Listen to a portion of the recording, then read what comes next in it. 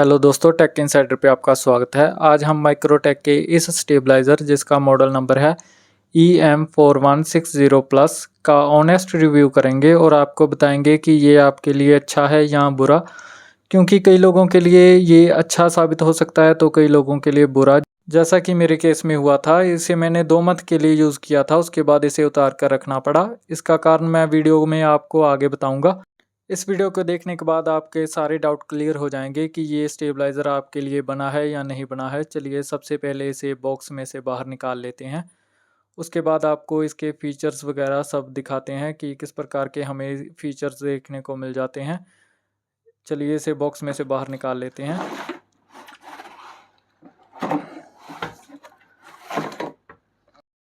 देखिए इसे हमने बॉक्स में से बाहर निकाल लिया है। कुछ इस प्रकार का ये दिखता है सामने से। इसमें जो डिजिटल डिस्प्ले है वो हमें देखने को मिल जाती है। इस पर इनपुट और आउटपुट वोल्टेज देखने को मिलती है। साथ ही इसका मॉडल नंबर लिखा हुआ है और इसके साथ ही energy efficient automatic voltage stabiliser लिखा हुआ है। इधर वाली साइड हमें इसका वर्किंग वोल्टेज देखने को मिलता है जो 160 से 285 वोल्टेज हमें देखने को मिल जाता है। साथ ही यहाँ ऑटोमेटिक स्टेबलाइज़र सब कुछ लिखा हुआ है, इसका सीरियल नंबर वगैरह। उसके साथ ही इसकी कैपेसिटी लिखी हुई है, ये 1.5 टन तक के एसी को चला सकता है। नीचे फ़ैन के लिए जगह दी गई है पर इसमें फ़ैन नहीं है।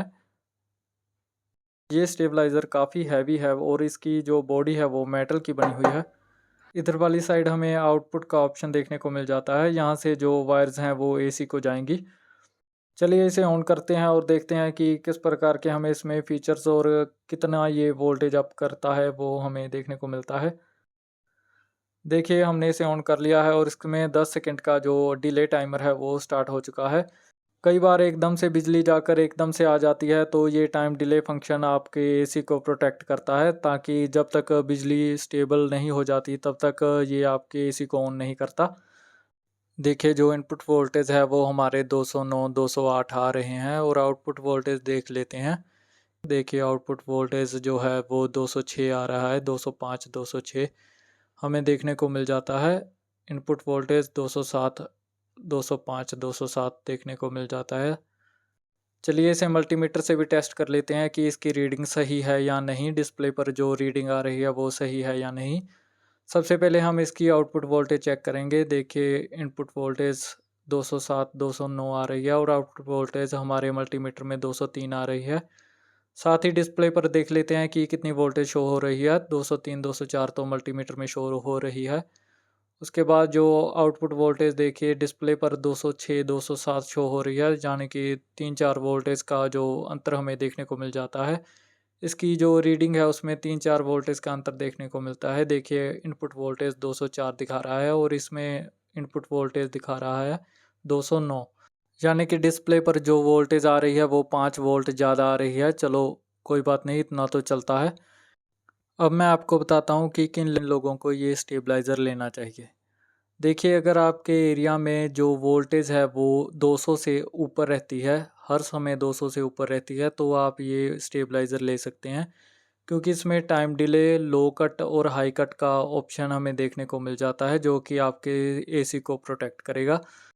दूसरा, यदि आपका घर जो है वो ट्रांसफार्मर के नज़दीक है तो आप ये स्टेबलाइज़र ले सकते हैं, क्योंकि ट्रांसफार्मर के नज़दीक जो वोल्टेज फ्लक्चुएशन है वो काफ़ी कम होता है और वोल्टेज है वो अच्छी मात्रा में हमें देखने को मिल जाती है, तब ये आप ले सकते हैं। साथ ही अगर आपका जो घर है वो आबादी से दूर है या जहाँ आबादी कम है वहाँ आपका घर है, वहाँ भी आप इसे लगा सकते हैं, क्योंकि वहाँ वोल्टेज स्टेबल रहती है। कि वहाँ वोल्टेज इतनी डाउन नहीं जाती, क्योंकि आबादी कम होने की वजह से वहाँ एसी वगैरह भी कम होते हैं। ये जो वोल्टेज स्टेबलाइज़र है ये केवल 20 वोल्ट ही अप करता है, यानी कि यदि 180 वोल्टेज आएगा तो ये 200 वोल्टेज आपको देखने को मिलेगी। अब मैं आपको बताता हूँ कि किन लोगों को ये नहीं लेना चाहिए। अगर आपके इलाके में जो वोल्टेज है वो 180 या 180 से कम रहती है तो ये स्टेबलाइज़र आपको नहीं लेना चाहिए, क्योंकि अगर आपको आपके यहाँ दिन में जो वोल्टेज है वो 180 रहेगी तो गर्मियों में रात को वोल्टेज और भी कम हो जाती है, क्योंकि आसपास काफ़ी एसी चल रहे होते हैं। ऐसा ही मेरे साथ हुआ था। हमारे यहाँ 180 से 200 वोल्टेज रहती थी दिन में और रात में तो वोल्टेज 160 से भी कम हो जाती थी। जिसके कारण ये एसी को बंद कर देता था और बार बार एसी बंद होता रहता था। यदि आपका घर काफ़ी आबादी वाले एरिया में है और ट्रांसफार्मर भी आपके घर से दूर लगा हुआ है तो आप इसे ना लें, क्योंकि ये आपको बहुत परेशानी देगा। ये मैंने 2 महीने यूज़ करने के बाद उतार कर रख दिया है। उसके बाद मैंने लोकल बनवाया था जो कि 3-4 हज़ार का मुझे पड़ा है।